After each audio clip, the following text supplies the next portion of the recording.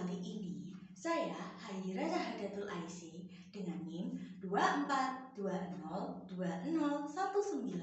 akan menceritakan tentang api perjuangan di dalam kisah kronik non-heroik dalam lintas sejarah Pancasila.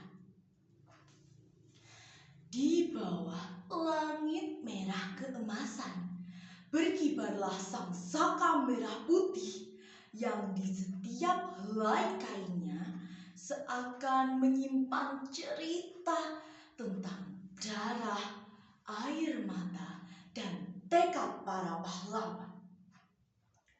Di balik kemerdekaan bangsa Indonesia, hadirlah satu ideologi perekat, yaitu Pancasila. Namun, jalan untuk menuju tegaknya Pancasila tak pernah mudah. Pancasila ditempa oleh pergolakan sejarah, diuji oleh pengkhianatan, dan dipertahankan dengan nyawa. Dalam perjuangan tersebut, berhasil terukir 3 nama yang dijuluki sebagai penegak Pancasila. 3 nama yang terukir itu adalah Insinyur Soekarno, Jenderal Sudirman, dan Jenderal Ahmad Yani.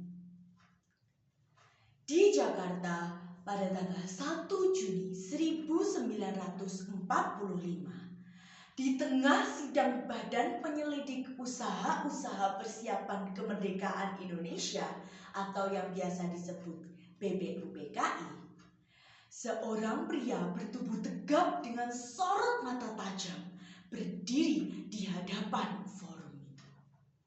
Ia adalah Insinyur Soekarno, sang orator ulung. Dengan penuh keyakinan, ia mengucapkan pidato yang kelak menjadi fondasi negara kita, yaitu Pancasila. Insinyur Soekarno berhasil merangkai 5 sila sebagai dasar negara kita dan sebagai jembatan antara keberagaman bangsa yang majemuk. Perjuangan Insinyur Soekarno tersebut tak pernah berakhir di sana. Setelah kemerdekaan diproklamirkan, Pancasila juga menghadapi berbagai ancaman, baik dari dalam negeri maupun dari luar negeri.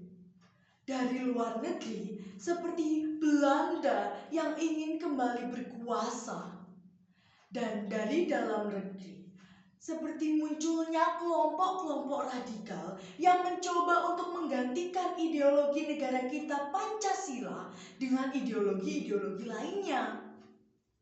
Kita bahas dari luar negeri terlebih dahulu ya. Dari luar negeri, saat Belanda melancarkan agresi militer, Insinyur Soekarno dan para pemimpin lainnya menjadi tawanan di Yogyakarta. Republik dalam bahaya, soraknya. Semua ditaklukkan oleh Belanda. Namun, ada satu sosok yang tak pernah sudi untuk tunduk pada Belanda, yaitu Jenderal Sudirman. Dalam kondisi sakit yang sangat parah dengan satu paru-paru yang hampir tak berfungsi, Jenderal Sudirman tetap memilih untuk bertempur bersama pasukannya. Jenderal Sudirman bergerilya ke gunung-gunung dan ke hutan-hutan untuk mengobarkan perlawanan demi mempertahankan kemerdekaan dan juga demi mempertahankan nilai-nilai Pancasila. Dalam dinginnya malam di hutan, Jenderal Sudirman berkata kepada pasukannya, "Lebih baik hancur daripada menyerah. Pancasila harus tetap menjadi dasar negara, bukan penjajahan baru atau ideologi lain yang merampas hak-hak rakyat." Dengan strategi perang gerilya, akhirnya Indonesia bisa menang dan Dan dalam perundingan, Belanda harus mengakui kedaulatan dan kemerdekaan Republik Indonesia. Tidak cukup hanya dengan rintangan-rintangan dari luar tersebut. Pada tahun 1965, Pancasila juga kembali diuji oleh bahaya yang mengancam dari dalam negeri. Apakah kalian pernah mendengar tentang G30 SPKI? Gerakan 30 September yang berusaha menggulingkan pemerintahan dan mengganti dasar negara dengan ideologi lainnya. Jenderal Ahmad Yani yang pada saat itu menjadi Panglima Angkatan Darat dikenal sebagai sosok yang teguh dalam mempertahankan Pancasila. Ketika pemberontak datang ke rumahnya pada dini hari itu, 1 Oktober 1965, G30 SPKI yang meminta Jenderal Ahmad Yani untuk menyerah saja. Namun, dengan penuh keberanian, Jenderal Ahmad Yani menolak dan berkata, "Seorang prajurit tidak pernah menyerah kepada pengkhianat." Darah Jenderal Ahmad Yani tumpah, tubuhnya diculik dan dibunuh.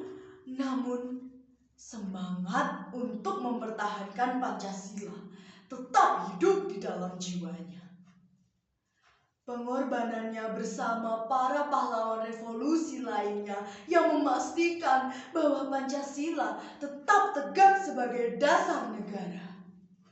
Dari Insinyur Soekarno yang merumuskan Pancasila, Jenderal Sudirman yang mempertahankan Pancasila, hingga Jenderal Ahmad Yani yang rela mengorbankan nyawanya untuk menjaga dan mempertahankan Pancasila.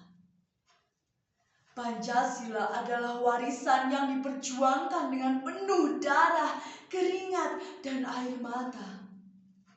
Maka, kini di abad ke-21, tugas kita bukan lagi berperang dengan senjata melawan para penjajah ataupun pengkhianat dari dalam. Namun, kita harus menjaga dan mempertahankan apa yang sudah mereka perjuangkan. Ayo lawan korupsi, intoleransi, dan segala ancaman terhadap persatuan bangsa kita.